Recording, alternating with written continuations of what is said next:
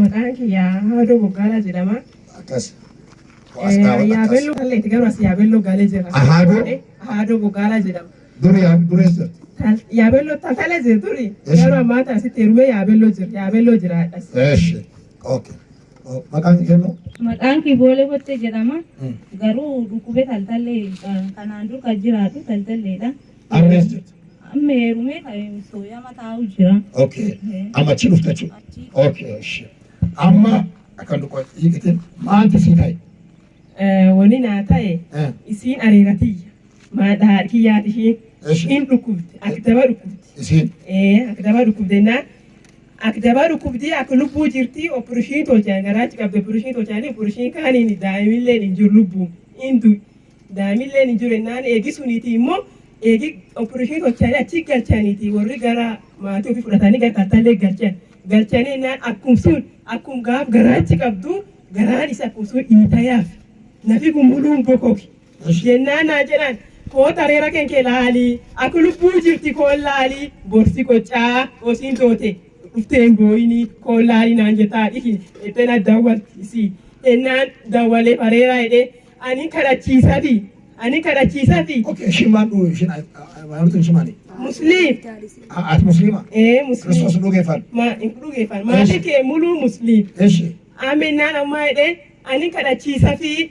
Foto shi qabadhee deemee kadhachiisafi hinaa eeyyamtanii jedhee warra daawwalee gaafadha. Ennaan rakkoon qabuu naan jedhan feesbuukii gubbaati foto isii kan buufadhee dhufe. Buufadhee dhufee daawwaa harki dur qabe. Asitti obboleesskeen daawwaa harki dur qabennaan isiin dhuftii naan jedhe. Maameen hin jedhe. Harki daawwaa bala buusaa. Isiinuu dhuftii naan jedhe. Foto qabnaa foto dur qabe. Antu foto iskiriin gubbaatti yaadde akka foto dur qaba ammallee fotoon kana. Dur qamaan isiinuu dhuftii naan jedhe. Ennaan isheedhe kaa'ee biraa deeme. Eegisuni bir dhufu. Obboleessi daawwaachi jiru.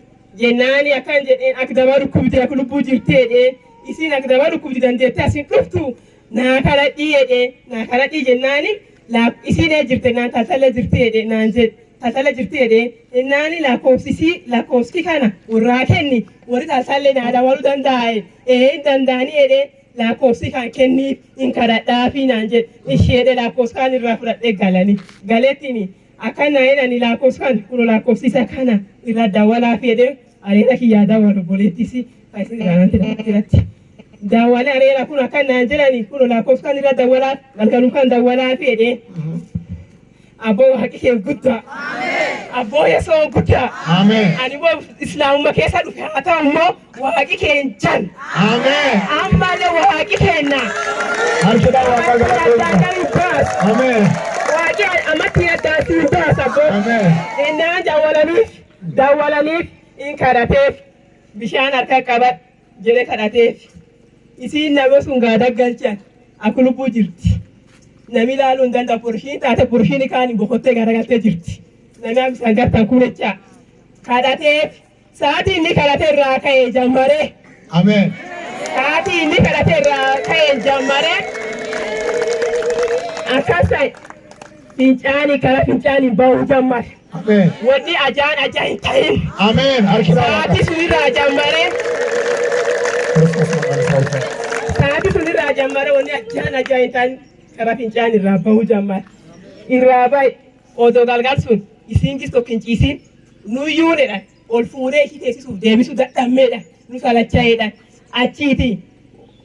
Qelemii kaanii beektaniini baalti qelemii sun sadi galgal sun keessa kan kara fincaanii keessa yaa'ee jissan.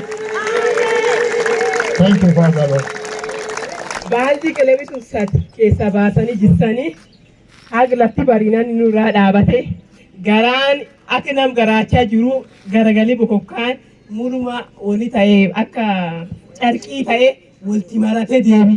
Amen. Harkidhaa waaqaa jala deebisa. Hallelujah.